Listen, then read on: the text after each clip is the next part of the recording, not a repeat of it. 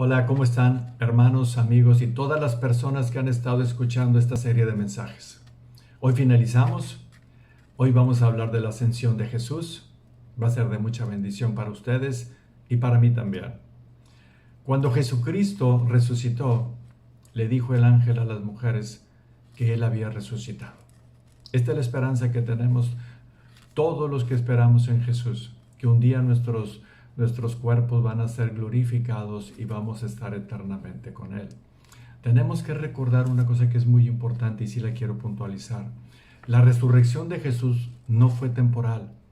La resurrección de Jesús fue eterna. Él tiene las primicias de esta resurrección. Nadie ha resucitado a lo largo de toda la historia que tenemos en el conocimiento del ser humano. Ha habido personas que en el Nuevo Testamento y en el Antiguo Testamento nos hablan que resucitaron a personas, pero estas mismas personas volvieron a morir. Y si creyeron en Jesús, van a estar eternamente con Él.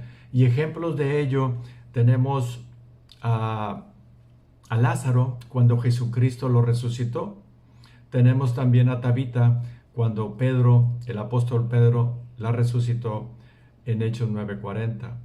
De la misma manera tenemos a la viuda de Naín, que Jesús pasando y sin que ella se lo hubiera pedido, Jesús le resucitó. ¿Qué significa esto? De que todas esas personas no sabemos si murieron jóvenes o envejecieron, pero volvieron a morir. Y con Cristo tenemos la garantía que el día de mañana vamos a resucitar y estar eternamente con Él. Cuando antes de que Jesús subiera al cielo y fuera ascendido, Jesús les dio una comisión a todos los discípulos. Y esta comisión es la que todo cristiano tiene en su corazón y debe de tenerla. Y si no la tiene, tiene que revisar su fe a ver si está en la fe, del Señor Jesucristo. En Mateo 28, 18, 20 dice: y Jesús se acercó y les habló diciendo: toda potestad me es dada en el cielo y en la tierra. Por tanto, id y haced discípulos a todas las naciones, bautizándolos en el nombre del Padre y del Hijo y del Espíritu Santo, enseñándoles que guarden todas las cosas que os he mandado. Y he aquí, yo estoy con ustedes todos los días hasta el fin del mundo. Esta gran comisión, todo cristiano la debe de tener en su corazón. Cuando Cristo nos rescató en la cruz, nos rescató y nos compró con su sangre, dice la Escritura. Y al comprarnos, nos rescató de la esclavitud del pecado y nos hizo suyo. Y Él es el que manda, Él es el que ordena. Y sinceramente, cuando uno está en Cristo, desea hacer todas las cosas que le agradan a Él. Si usted no está en Cristo, sucede que los afanes de este mundo, las preocupaciones de este mundo, evitan que el espíritu que tenemos en nuestro interior tenga comunión con Dios. Y lo hacemos a un lado. Pero si la semilla plantada en su corazón ha germinado, usted, esta gran comisión, usted la va a ejercer con mucho gozo, con mucha alegría y con mucha pasión. Lucas, aún en la incredulidad que tenían los discípulos, Jesús les vuelve a recordar y les dice lo siguiente. 24, 44, 51. Y les dijo Jesús: estas son las palabras que os hablé, estando aún con vosotros, que era necesario que se cumpliese todo lo que está escrito de mí en la ley de Moisés, en los profetas y en los salmos. Entonces les abrió el entendimiento para que comprendiesen las Escrituras, y les dijo: así está escrito, y así fue necesario que el Cristo padeciese y resucitase de los muertos al tercer día, y que se predicase en su nombre el arrepentimiento y el perdón de pecados en todas las naciones, comenzando desde Jerusalén. Ustedes han visto que insisto mucho en el arrepentimiento para el perdón de pecados. Lo que pasa que es la llave para poder entrar al reino de los cielos. Si usted se arrepiente para con Dios y cree en el Señor Jesucristo, los cielos se abren para que usted esté siempre con el Señor. He aquí, dice Jesús en el versículo 24, capítulo 24, 49. He aquí, yo enviaré la promesa de mi Padre sobre ustedes. Pero quédense ustedes en la ciudad de Jerusalén hasta que sean investidos del poder desde lo alto. Y los sacó fuera hasta Betania, y alzando sus manos los bendijo. Y aconteció que bendiciéndolos se separó de ellos y fue llevado arriba al cielo. Y aquí quiero puntualizar 2 puntos. Él les está prometiendo que ellos se deben de quedar en Jerusalén para que la promesa que Él les hizo llegase a ellos. Ellos tenían mucho miedo, como les he comentado. Habían crucificado a su maestro, a su Dios, y estaban desconcertados. Pero Él les dice, la promesa que yo les voy a dar a ustedes es una promesa eterna, que es el Espíritu Santo. Y fue llevado arriba al cielo. Fue llevado, dice la Escritura, Él no se alzó solo, fue llevado. Ahora bien, ¿cuál es la promesa del Espíritu Santo? ¿Cuál es la promesa que les hizo Jesús para recibir el Espíritu Santo? Jesús les mencionó que era necesario que Él se fuera para poderles enviar al Espíritu Santo. En Hechos 1, 4, 5 dice la Escritura, y estando juntos les mandó que no se fueran de Jerusalén, sino que esperasen la promesa del Padre, la cual les dijo, oístes de mí. Porque Juan ciertamente bautizó con agua, mas vosotros seréis bautizados con el Espíritu Santo dentro de no muchos días. Pero recibiréis poder, dice el versículo 9, cuando haya venido sobre vosotros el Espíritu Santo, y me seréis testigos en Jerusalén, en toda Judea, en Samaria y hasta lo último de la tierra. Cuando dice Jesucristo, cuando dice Lucas, que es el que está narrando el libro de Hechos, él está narrando lo que dijo Jesús, y Jesús les está diciendo que iban a recibir poder. Poder en el cual nosotros no podemos tener si no tenemos al Espíritu Santo. Poder para apartarnos del pecado, para poder en hacer todas las cosas que Dios nos está pidiendo. Y les dijo que ellos iban a ser testigos. ¿Y por qué testigos? Porque ellos fueron testigos oculares y legales en el juicio del Señor. Pedro lo negó 3 veces. Sin embargo, él se arrepintió. Es por esto de que nosotros, como testigos, no oculares, pero testigos del que transformó nuestras vidas, nosotros predicamos el Evangelio y hacemos todo lo posible para agradar al Señor en nuestros errores, en nuestros pecados, pero siempre haciendo todas las cosas pensando en Él y haciéndolas de todo corazón. El Espíritu Santo fue enviado por el Padre y por el Hijo. Enviado por el Hijo nos dice en Juan 16:7, pero yo les digo la verdad, dice Jesús, les conviene que yo me vaya. Porque si no me fuera, el Consolador no vendría a vosotros, mas si me fuere, se los enviaré. En Juan 14:26 dice que fue enviado también por el Padre. Mas el Consolador, el Espíritu Santo, a quien el Padre enviará en mi nombre, Él les enseñará todas las cosas y les recordará todo lo que yo les he dicho. Este recordatorio es el recordatorio. Nosotros como seres humanos tendemos a que se nos olviden las cosas. Entre más se repitan, mejor las vamos a anidar en nuestro corazón y en nuestra mente. Y todavía más si son divinas, si vienen de parte del Señor. El Espíritu Santo les iba a recordar todo lo que hicieron y lo que les dijo Jesús que tenían que hacer, cómo tenían que vivir. Y el Espíritu Santo les iba a recordar de tal manera que iban a escribir todo lo que escucharon de Él.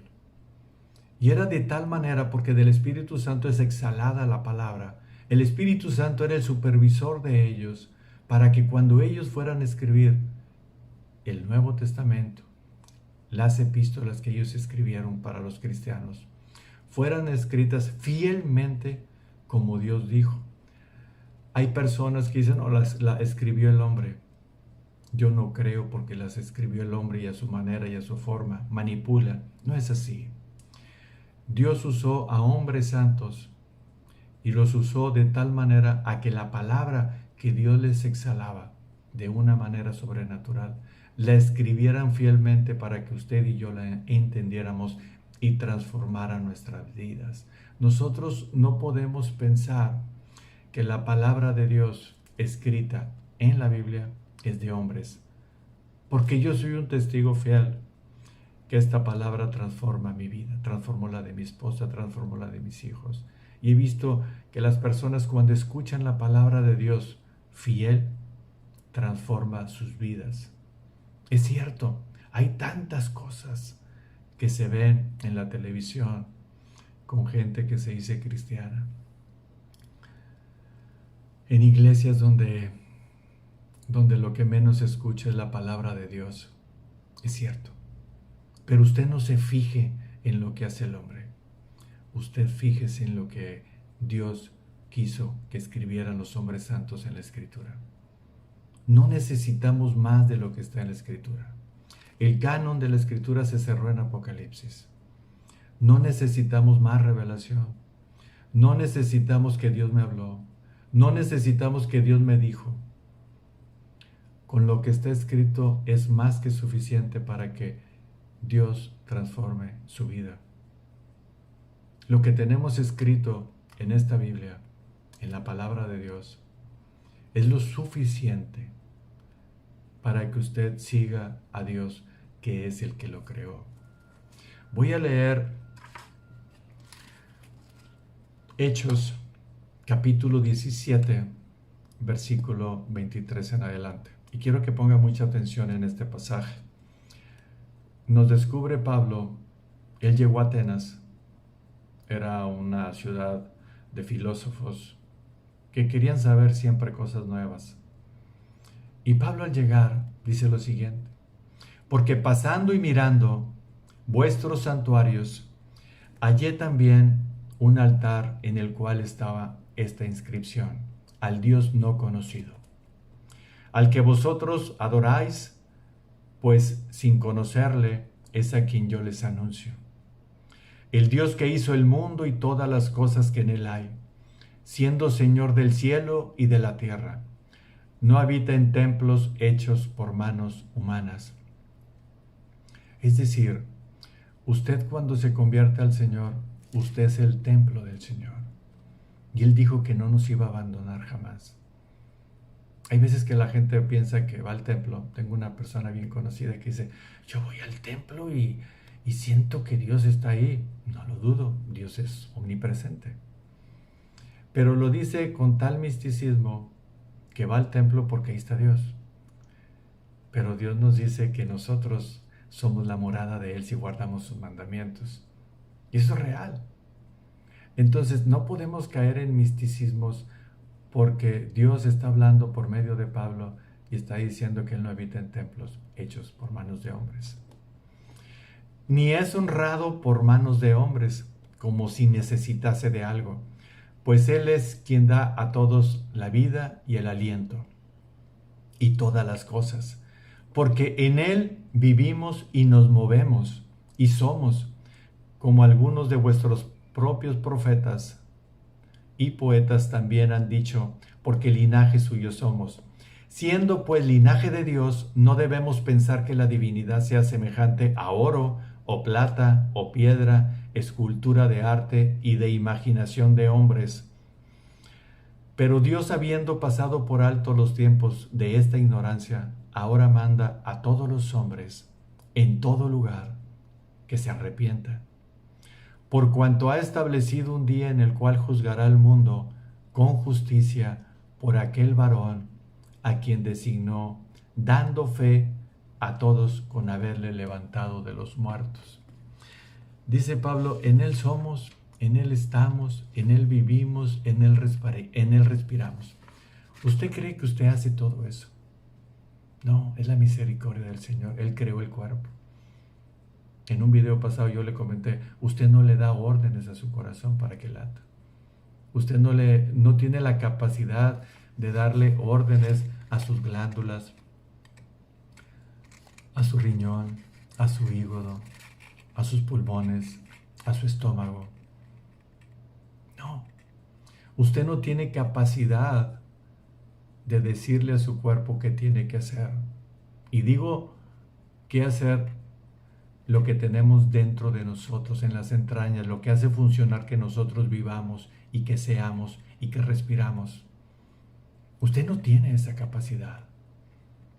El cuerpo lo hizo Dios y Dios le ordenó a cada célula que tenemos en nuestro cuerpo que tienen que hacer lo que tienen que hacer. Dios nos da la oportunidad de arrepentirnos, de creer, mientras que tengamos vida y que Él lo permita. Pero usted no tiene, aunque lo crea, aunque piense que usted tiene la capacidad de inteligencia para ordenarle a un órgano que funcione.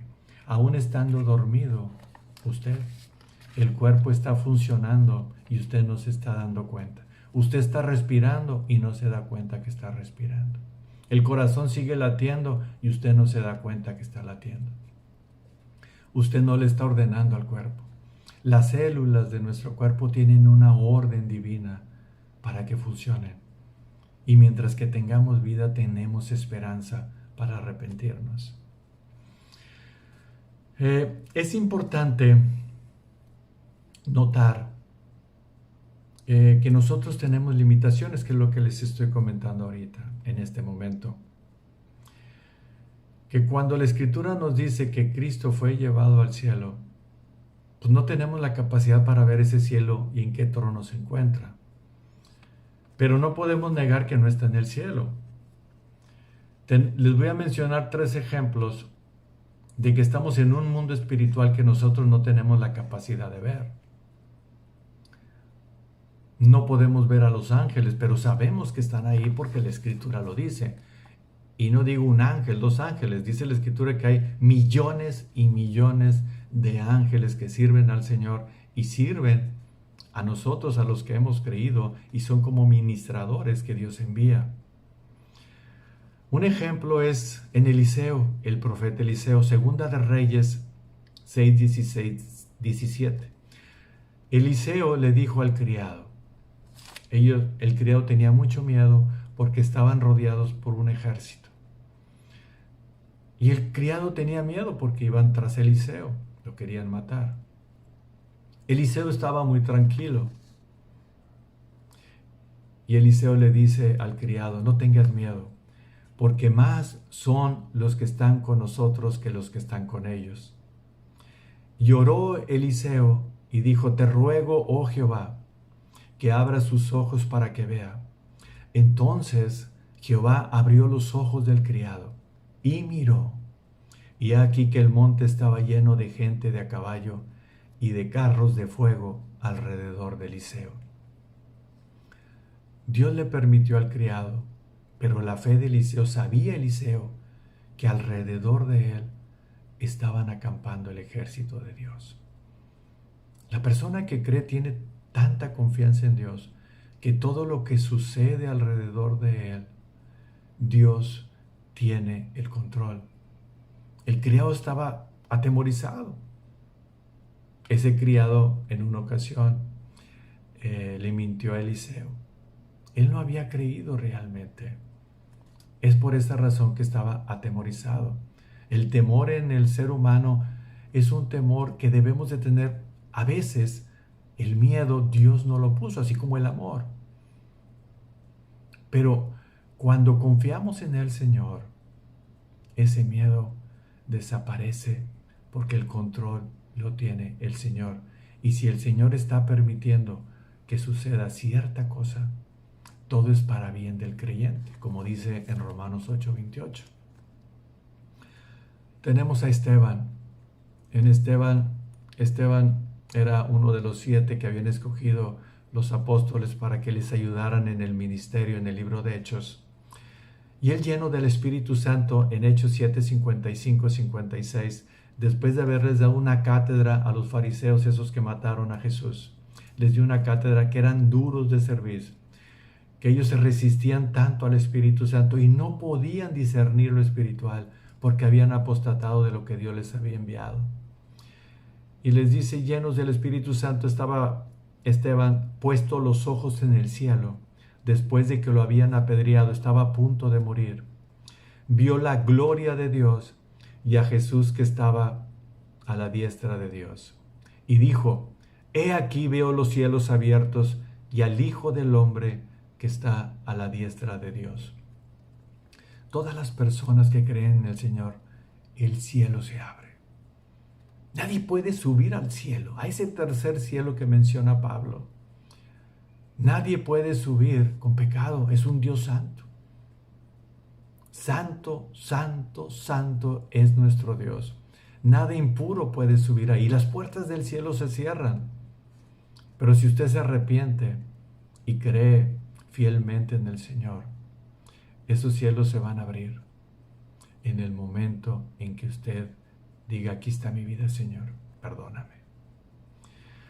Pablo nos cuenta su experiencia en 2 de Corintios 12, 2, 4.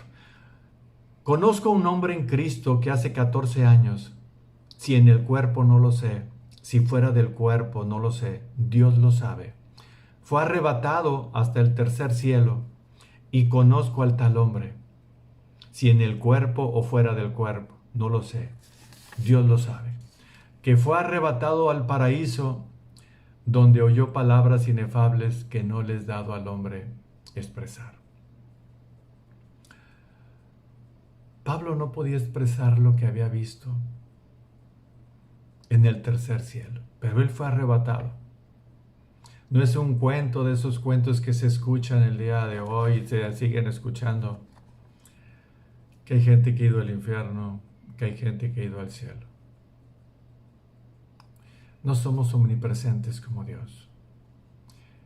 El diablo es el padre de mentiras, es el gran engañador. Y no quiero decir que no pueda suceder, pero los ejemplos que están en la Escritura son ejemplos que nos dan para que no pensemos más de lo que no debe de ser, porque si no caemos en una blasfemia y en un dogma en el cual Dios nos está diciendo, esto es verdad lo que yo te estoy poniendo en la Escritura y lo demás yo no lo avalo. Si no dice en la Escritura, yo no lo creo. Pero con lo que está escrito en la Escritura es suficiente para que nosotros sepamos que hay un cielo en el cual Jesús está sentado a la diestra del Padre. El Salmo 110:1 es otro del cual nos habla de que Jesús está sentado a la diestra del Padre. Hebreos 1:3 nos dice que después de llevar a cabo la purificación de nuestros pecados, se sentó a la diestra de su majestad. Jesús se sentó a la diestra, ¿por qué? El sentarse es consumar.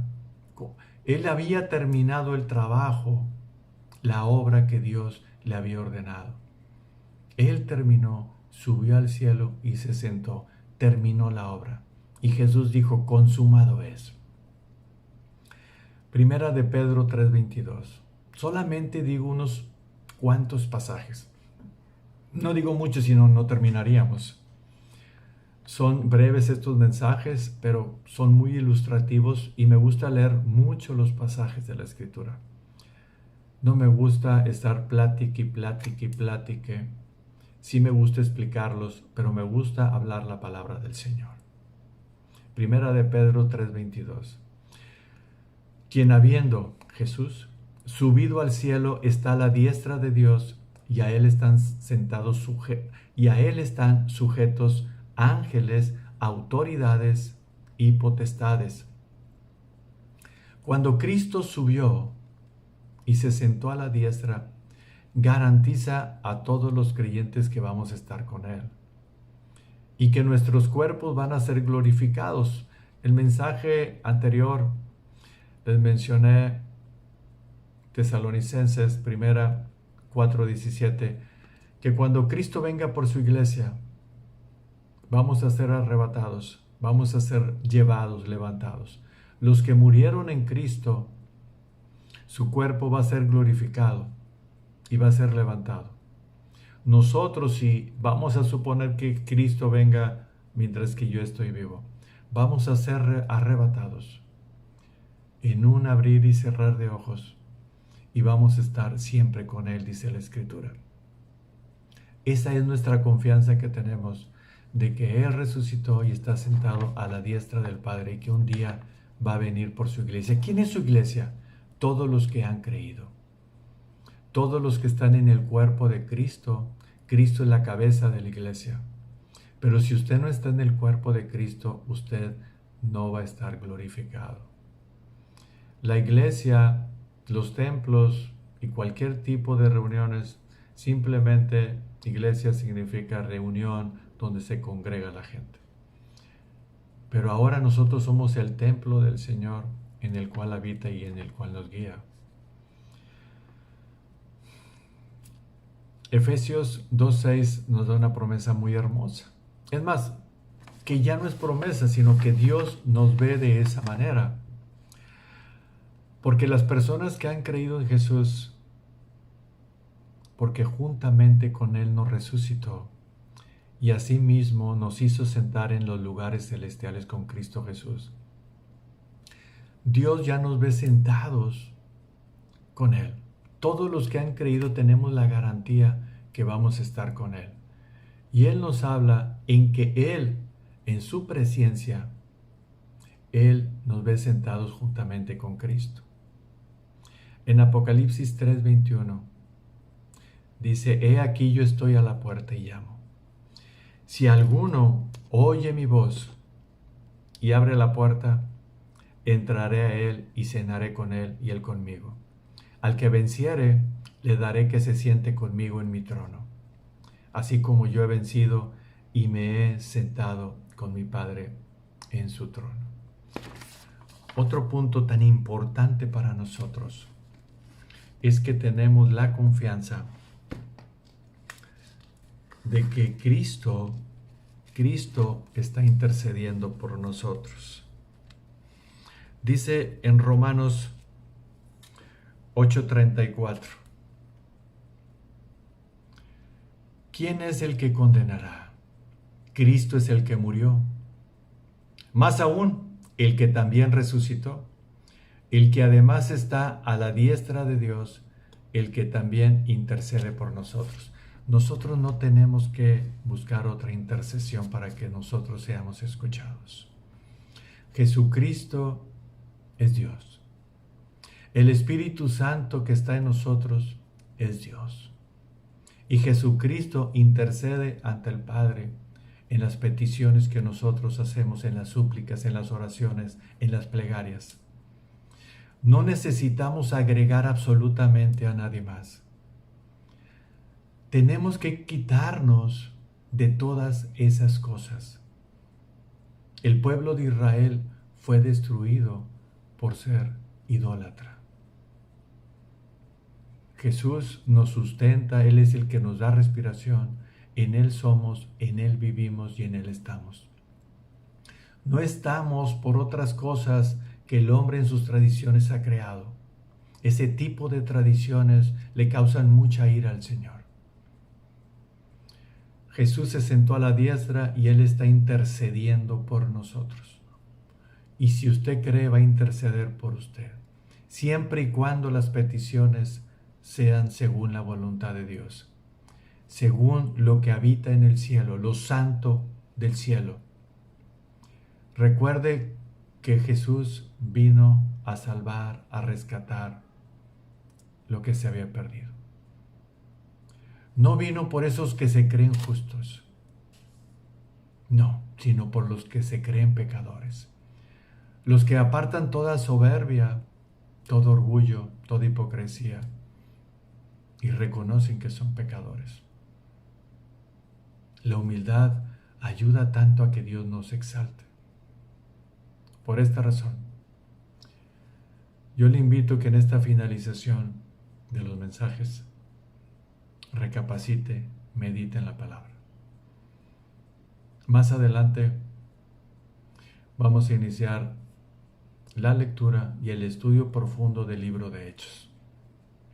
El libro de Hechos nos habla de la iglesia, cómo se creó la iglesia, cómo se multiplicaban los cristianos.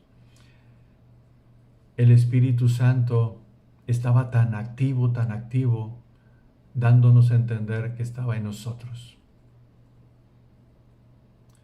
Y la iglesia crecía y crecía, claro, con oposición, como la oposición que tuvo Jesús, como la oposición que tenemos en estos días también. Siempre ha sido lo mismo, porque tenemos a un contrincante, tenemos a un diablo que siempre está en contra de la palabra del Señor.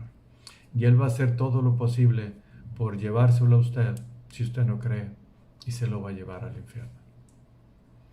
Usted no cree en el Señor por temor al infierno. Usted cree en el Señor por lo que Él hizo en la cruz. La cruz fue el instrumento para pagar nuestros pecados. Pero Jesús ya no está en la cruz. Usted no ponga la esperanza en colgar una cruz y ahí está Jesucristo. No.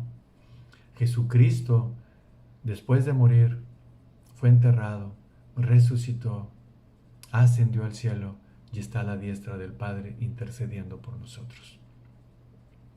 Quítese de supersticiones y solamente se las puede quitar el Espíritu Santo en el momento en que usted crea. Dios los bendiga, ha sido un gusto. Platicamos de la persona de Jesús a grandes rasgos. Falta muchísimo de platicar de Él. Pero a lo largo del libro de Hechos vamos a estar platicando, vamos a estar navegando por toda la Escritura para que usted crea y entienda lo que Dios dijo en la Escritura. La fe viene por el oír. Y usted no va a tener fe si usted pega una estampita en su Facebook, si usted pega una estampita en su WhatsApp. No. Eso no funciona. Eso lo está pegando la carne. El que cree en mí tendrá vida eterna. El que cree en mí, dijo Jesús, tendrá vida eterna. Usted no necesita más. En Cristo estamos completos. No entre en supersticiones, que si usted no envía un mensaje, si lo envía 7 veces vas a recibir un milagro de Dios. No, Dios no trabaja así. No, es un engaño, eso se llama superstición. Si le envían una etiqueta, reenvíala para que bendigas a otro. No, la fe viene por el oír, y el oír la palabra de Dios. No se crea de eso. Usted transforme su corazón por medio de la sangre de Cristo. Dios los bendiga, se les ama en Cristo. Oramos por ustedes, todos los que me escuchan, no los conozco. Repliquen los videos de personas que ustedes conozcan y que tienen hambre de Jesús. Hasta luego.